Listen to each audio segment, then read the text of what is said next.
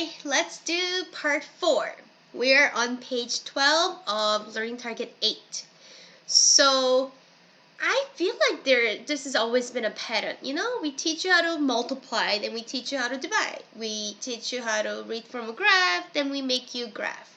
So this is same thing. We're reversing our thinking. So in here, in number 5, instead of giving you the normal distributed graph with all those and asking you to figure out what percent of the students are fall into between here and there, instead of that, we're giving you the percent and you have to tell us like where they actually belong.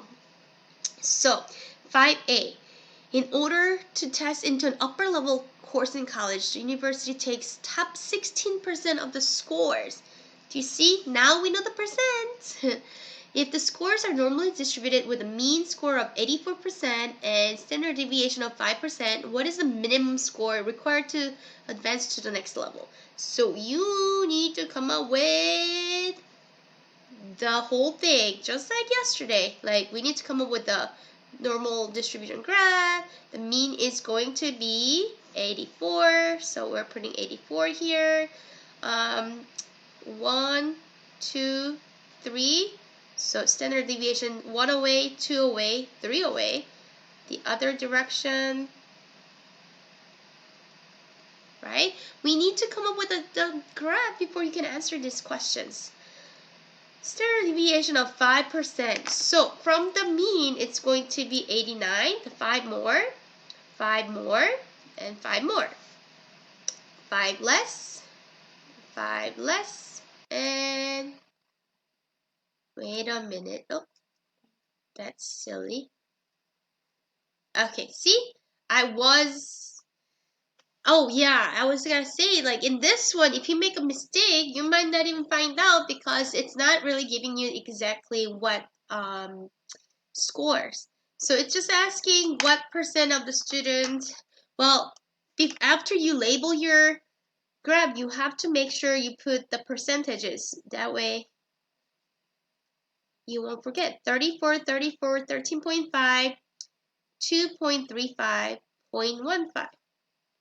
2.35.15. Now, they are looking for top 16%. Where are my top 16%? Now, you can start adding them, but 0.15, this is top. This is the next highest, but that does not make 16, right? Think about it. These 3 columns added, what is it? Yay! This makes 16%. Right. Percent questions on the skills check. It has to be one of those numbers where we can combine with these areas under the curve. So 16, you add them, you get 16. So what score is it? Well, it has to be at what is the minimum score to require? That would have to be 89%. 89% or higher, you can be in the top advanced class. Let's try one more. B. I'm gonna actually start with a graph this time. Oh, wait a minute. Yes, I'm telling you, I know I'm not perfect. You don't have to be perfect. Just make sure you have the right number of sections. That's all that matters. So this is the mean. Graduate schools, they require to take GMAT. Yes, that is true. University of Illinois will not consider students for admission in the bottom 16%. Yeah, they don't want the bottom 16%. So think about it. Top 16 was these last three columns, right? So the bottom 3 would mean like probably these 3. Same thing, but on the other side.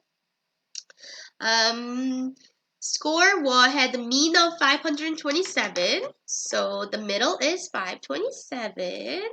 527. With a standard deviation of 112. So 527 plus 112 would be 639, plus 112 would be 751, plus 112 would be 863. Now we're going the opposite direction. Subtract 112, subtract 112, and subtract 112. What is the minimum score a student must earn to be considered for admission? So yes, we should do the whole 34 and all this. The only reason why I wasn't gonna do it is because, as we talked about above, if it was 16%, we're talking about the last three columns here. So anything with a standard deviation of 3 or 2 and 1 away. So that would be 415. So 415. That's how you do it. We'll do one more. The length of human pregnancy from conception to birth approximately is normal distributed with an average of 266 days. Whoa, what? I did not know that. And I had 2 kids. Alright, so most people take 266 days to give birth with standard deviation of 16 days. I see. So S plus 1 plus 2 plus 3. So if you add the standard deviation of 16 days, so 266 plus 16, so almost 282. You know what, this time, I want to do it the other way too. Well, actually, I'll just keep doing it. 298, 314, 250, 234, oof, 218, 34, 34, 13.5, 2.35, 0.15, 13.5, 2.35, 0.15. Yeah. So that means 68% of the babies are born between 250 days to 282. So that makes sense, right? What is the length of time marked the shortest 0.15% for all pregnancy? So it's asking what is the length of time marked the shortest 0.15%. So 0.15% is, of course, 3 standard deviations away right there. So it's asking how many days is it? 218 days. So once you come up with a normal curve and then divide into mean and then 1, 2, 3 standard deviations away and three standard deviations away from the left side and the right side, you can easily figure out these questions. And we have just one more section left after this. I'll see you tomorrow. Please come to class if you have any questions. Bye!